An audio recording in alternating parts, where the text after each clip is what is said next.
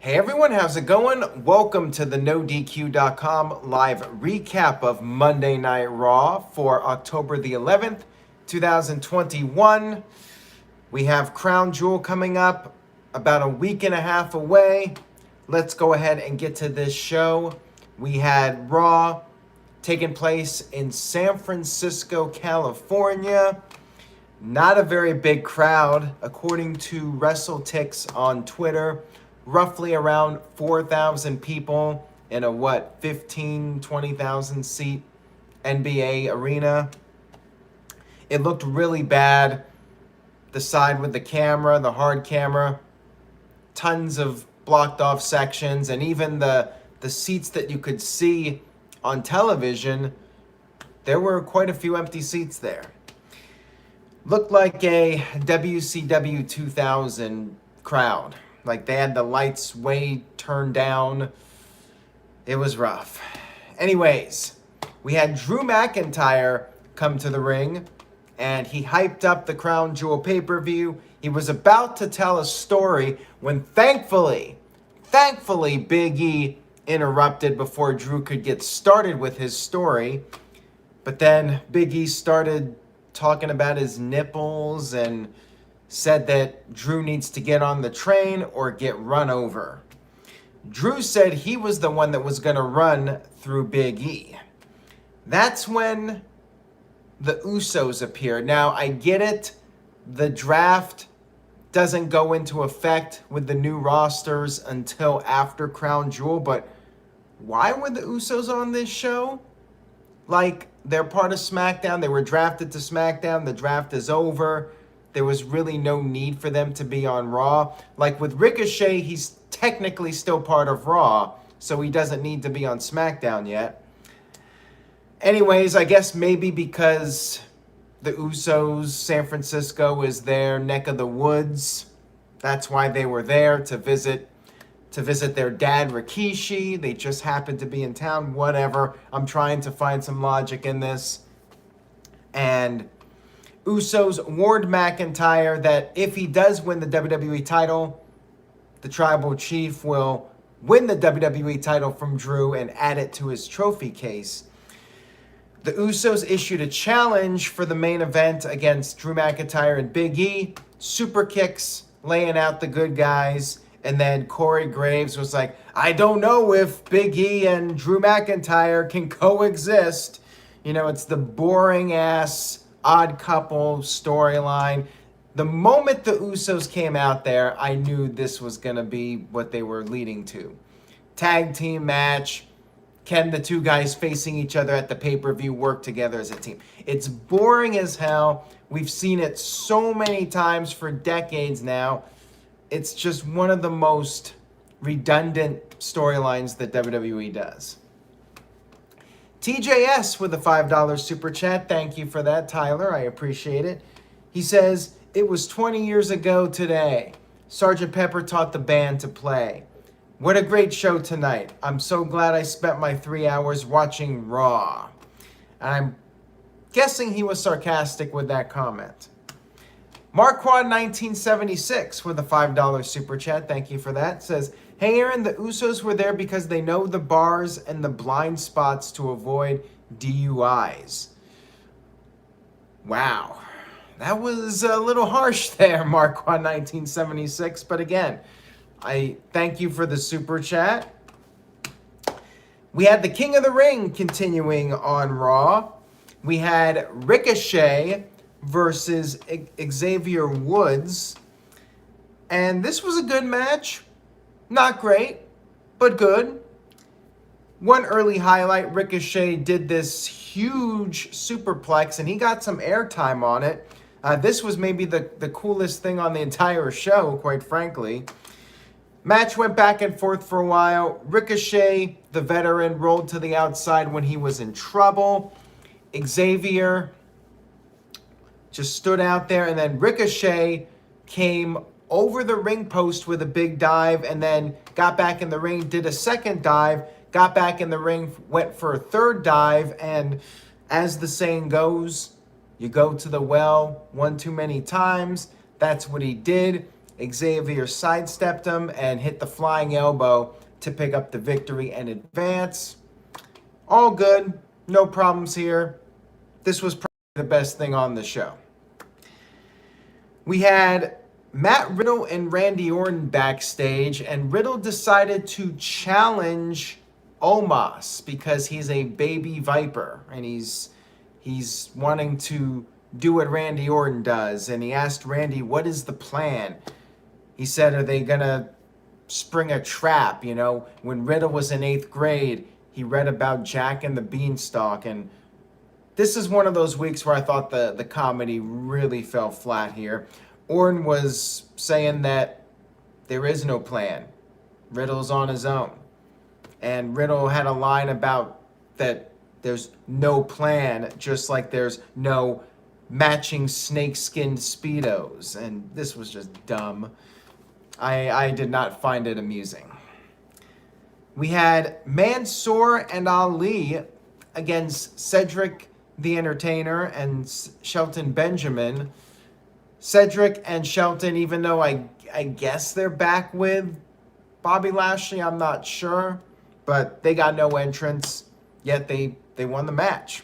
Ali missed his 450 or whatever he was going for, and Cedric hit Ali with the Michinoku driver and picked up the win.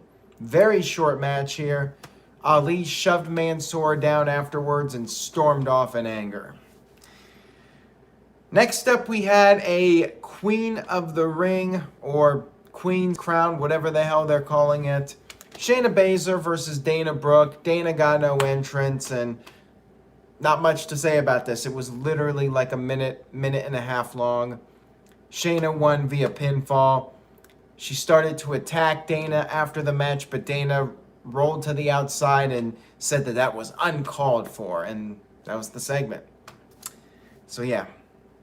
You would think that, well, first of all, Dana should have not have even been in this tournament after basically being squashed last week. They should have given Shayna like a decent opponent, so it could have been a little bit of a longer match, you know, make up for last week, how short the Queen's Crown matches were. Walter Cruz says it shows how serious WWE takes the Queen's Crown, and Tic Tat Tat points out another short Queen of the Ring match. Oofman Entertainment says Divas matches are back. Yeah, pretty much. We had Charlotte cut a promo backstage. She wants Sasha Banks to win at Crown Jewel, win the SmackDown title so she can become a double champion.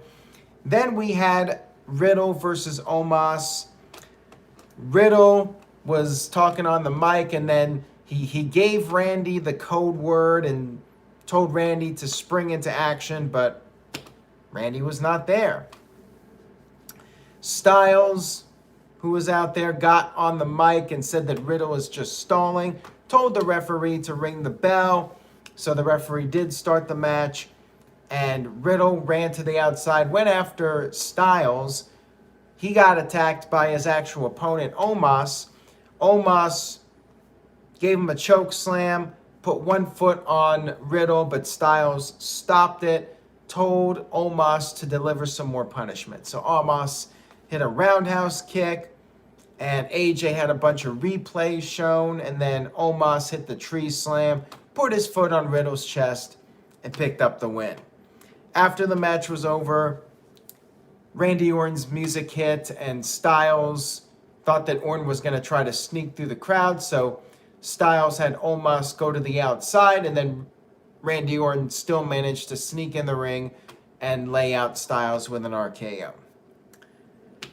Not sure how I felt about all this. Like, Riddle basically got squashed by Omos, which, you know what? If Omos was going to be a long-term prospect, fine. But I think we all know that Omos is going to fizzle out in like a year or two. He'll turn babyface, and then he'll turn into a comedy figure, and then he'll get released. You know, maybe I'll be wrong on that, but we've seen this type of push before. And Riddle seems like a guy that they could actually do something with long term. And there was a report that the WWE was going to split up the team, but got talked out of doing it. And yeah, I wonder what's going to happen with Omos once he's done with Styles. They're just going to turn him into a comedy act, probably. So I don't know how I feel about Riddle getting squashed like this. Anyways, backstage we had Big E and Drew McIntyre coming to terms that they would work together. They did the Mega Powers handshake. All looked well, but you guys know how this tends to go. We had Lashley come to the ring for a promo. A recap was shown of last week, and Lashley brought up how Goldberg wants to commit murder, and this is a disgrace. Crowd did not care about this promo. They chanted "what" at Lashley, and Lashley managed to kind of get the people into it a little bit. He said that Goldberg cannot beat the Almighty and damn sure cannot kill the Almighty. Well, we'll see what happens. I have a feeling Goldberg's getting the W, but I'll wait till we do our predictions to give my final thoughts on that. We had Sasha Banks with a backstage promo saying, in regards to her teaming up with Bianca Belair against Charlotte and Becky Lynch, she told Bianca to follow her lead. We also had a clip of Chucky, as in Chucky the doll from Child's Play. The same Chucky that appeared on Monday Nitro back in 1998 and cut a promo on Rick Steiner. And Rick Steiner actually engaged in a conversation with this dummy, Chucky.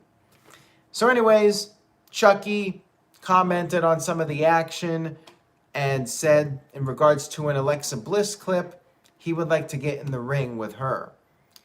I did not know that TJS morphed into this Chucky doll, but apparently he did. We had Jeff Hardy versus Austin Theory, which is a match that was set up from last week when Austin took out Jeff. And Hardy went right after Austin. Austin got the upper hand for a while. And then you had the 24/7 guys running down. How come the 24/7 guys never run down like during Drew McIntyre's match or Becky Lynch's match? Just wondering. Like, why is it always a match that is like in the middle of the card or mid-card or whatever? They should run out during the main event, you know. Think about it from their perspective. They should run out during the main event so they get some more TV time and more exposure. Like, they got to be thinking here. But then again, if they're in the 24/7 division, maybe they're not thinking to begin with. So anyways, the 24/7 jabronis ran down, and then Jeff Hardy took advantage, hit a twist of fate, went for the swanton, but he missed. And then Austin Theory with the fruit roll-up picked up the win. So whatever. Austin Theory wins.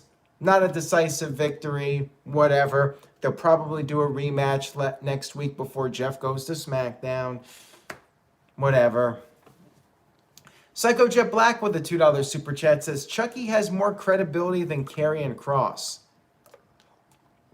He just might at this point. We'll see how Chucky's new show goes. He's got a TV show debuting on, I think, Sci-Fi, so it's a little bit of cross-promotion. See what I did there? Marquand 1976 with a $2 super chat. Yes.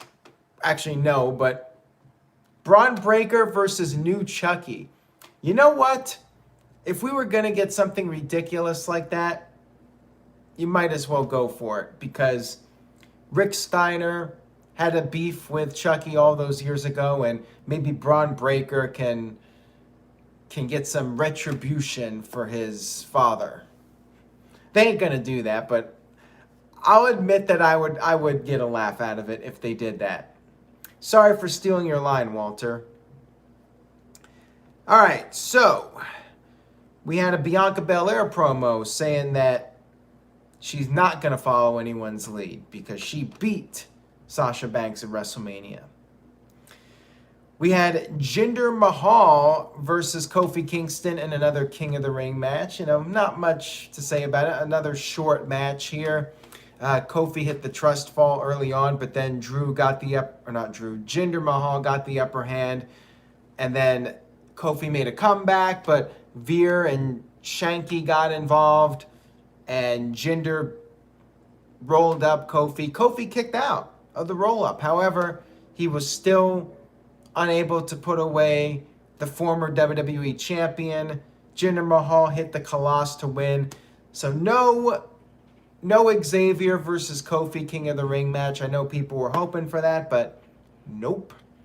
Jinder Mahal advances, and I still think there's a chance Jinder Mahal wins this whole thing. I think you guys should brace yourselves. I know a lot of you want to see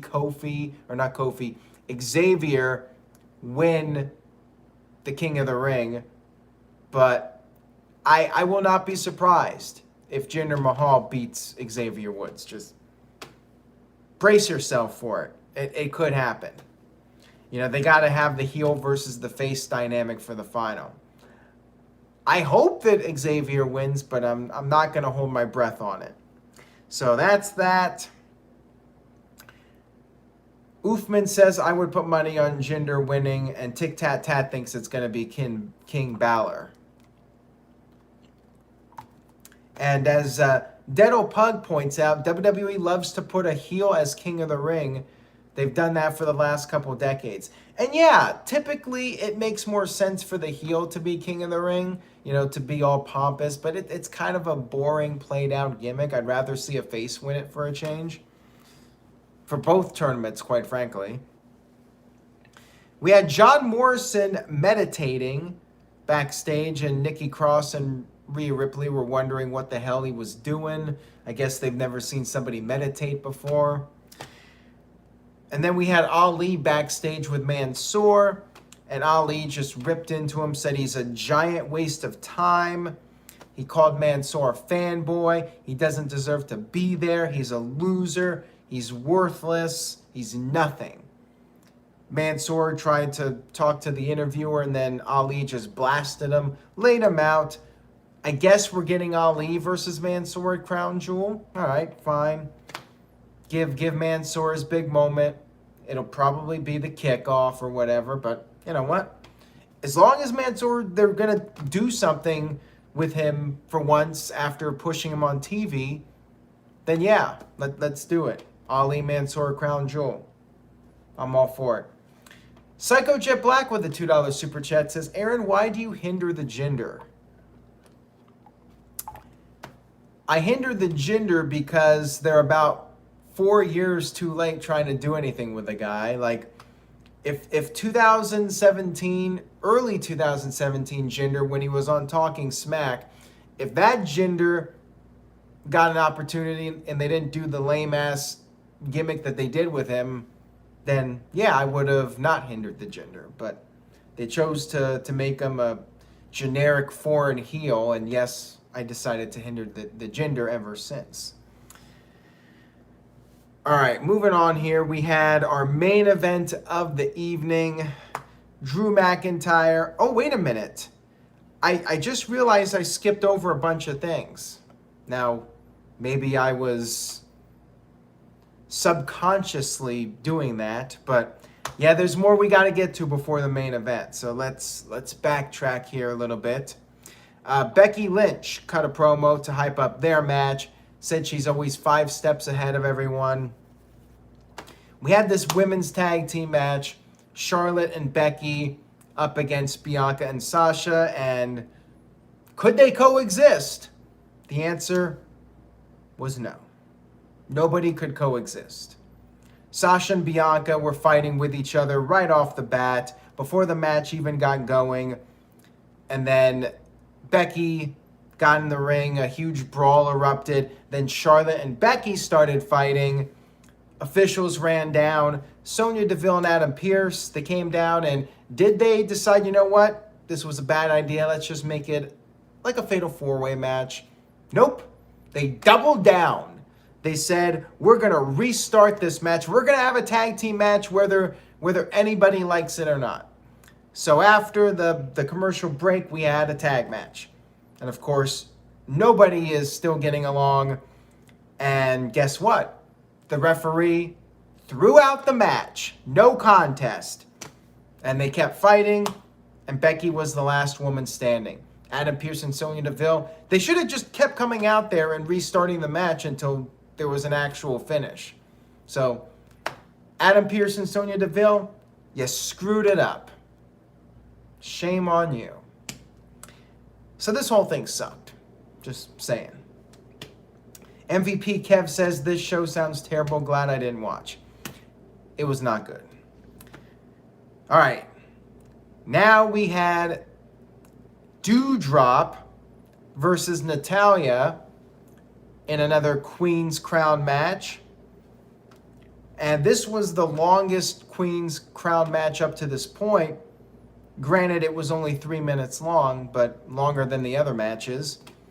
Natalya was very angry. I guess she doesn't like Doudrop doing the thing with her fingers or whatever. She said her family paved the way for the King of the Ring. Slapped Doudrop and then started yelling at the referee when the referee wasn't counting fast enough. Shayna Baszler was watching. You know, you always got to have somebody's watching on the monitor in the back.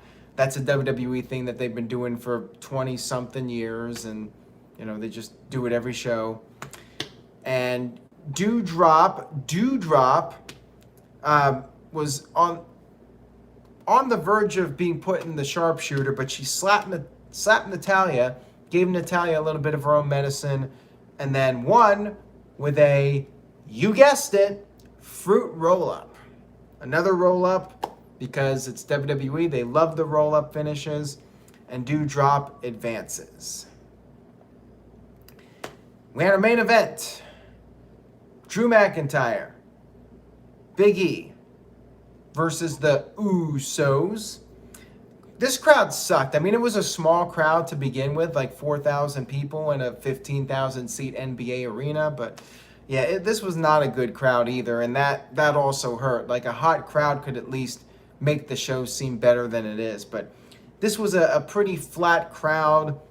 And they did like the Usos a little bit, I guess, because, you know, as I mentioned earlier, the Samoan family having ties to San Francisco. Standard tag team match, standard. Usos had the upper hand. Big E got the hot tag. Suplexed Jimmy around. Went for the Claymore, but odd couple match. Can they coexist? You know how it goes. Big E tagged himself in. He had to get the glory, but he got hit with a super kick. And then he got knocked into Drew McIntyre by accident. McIntyre fell off the apron, and McIntyre thought Big E did it on purpose. So he pulled Big E out of the ring. They started fighting, and they got counted out. So we had a tag team match earlier, thrown out because nobody could get along. Tag team main event, 2 guys on the same team, odd couple team, could not get along, and they get counted out. Usos dove over the top with splashes, and the fight continued, but then Drew and Big E took them out. Then they started fighting again. And Drew McIntyre hit the Claymore to Big E. His head was busted up the hard way a little bit. And Drew McIntyre stood tall to end Raw. And that was that. That was the show. It was about as lazy, uninspiring, and just boring show, in my opinion. So, I forgot to do a poll on this one, so let me poll you guys so I can get your take on it. I'm putting up the poll right now. I usually remember, but I forgot. So, poll is up right now, or it should be any second now. The This Guy Experience sent in a $2 super chat. Says, what segment types from the past that you want to see now? I'm not even sure how to answer that, because I think part of the problem is that they just do segments from the past, whether it's contract signings or guys watching on the monitor backstage or odd couple matches. Remember Shawn Michaels and Psycho Sid, the odd couple? And there were several weeks like where Sid would accidentally hit Shawn Michaels and they would argue and they teamed up before Survivor Series. Like, they've been doing this shit for 25 years now. So if anything, you got to come up with new segments that are not from the past. Walter Cruz with a $5 super chat says, WWE Logic, Natalya nickname literally is the Queen of Heart. You have a Queen tournament and you make Natalya look weak. Yeah, I mean, I would have been okay with Natalya winning, even though I think they should use this tournament as an opportunity to elevate an up-and-comer, but, you know, it would have been a nice gesture. Natalya wins the tournament that Brett and Owen got going. Well, you know, it's the women's tournament, but, you know, the men paved the way for the tournament and whatnot. So let's see, looking at some of the chat comments, a lot of C-minuses. Matt Helms, Jeremy Dorset, Game is on 100, Walter Cruz, Terry with a D-, Joey Perez D+, Colin Andrew with a C- or a D+, Michael Wayne with a D+. I am going with a D+. Bad show. I mean, it wasn't the worst show I've ever seen, but I was not a fan. Honestly, I think this was the worst. It's got to be close because I'm trying to think of a worse Raw. But this was perhaps the worst Raw since the return of live crowds. Probably the worst WWE show, television show since live crowds returned. I mean, there were a couple that were not so great, but yeah, this one was rough. 0% of you gave it an A. I'm looking at the poll now. 11% B, 36% C, and 50%. Half of you in the poll gave the show a D. And I agree with that. It was weak. I should have put an F option in there. Well, we did get one A now ever since I read off those poll results. That was Raw. I would avoid it. I mean, I would not even watch the YouTube clips of this one. Xavier and Ricochet, it was good. Probably don't need to go out of your way to watch it, though. I suppose you can watch the YouTube clip, but literally everything else I think you could have skipped, and you would not have missed much. Did this guy experience, again, with the $2 super chat, thank you, says the same thing. What ring spots, well, kind of different. What ring spots from the past do you want to see come back? Again, I don't even know how to answer that off the top of my head. I really don't know. I mean, I can't even think of anything. So my apologies to that, but that's the kind of question where I need to think about it. And 11:30 at night, my brain's fried. After that 3-hour Raw, my brain is pretty much fried. Definitely not the ring breaking spot because that's been done to death. But other than that, I have trouble thinking of stuff.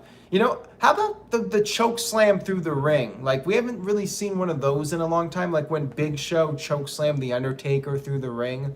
Like, they should do that. You know what? You want to get Omos over? He should choke slam somebody through the ring. There you go. That's a spot from the past I would bring back. Psycho Jet Black with a $2 super chat says, you should smoke some weed to relax. Video would not be very exciting if I did that. I have a feeling it would be quite lackluster. You gotta have some energy when you do this, and the weed would just, maybe after the video might be a good idea. I don't do it, but probably would not be the worst idea. That's all I got for tonight, guys. Thank you so much for watching. Subscribe if you haven't already. Give the video a like if you enjoyed it. If you hated it, well, you can unsubscribe. You can never come back again. Either way, I do appreciate those of you that tuned in. Thank you for that. Stay tuned for more content coming up. Predictions will be Sunday night, 8 p.m. Eastern, 5 p.m. Pacific for Crown Jewel Sunday night. And then, of course, Dynamite is Saturday this week. No stream on Wednesday. But I will be back for the No DQ review. I'll have a few days off here, taking off NXT, but we might have a live stream, not from me, but something Tuesday night. If not, I will see you guys Thursday night for the No DQ review. Take it easy, enjoy your week, and I will see you all next time.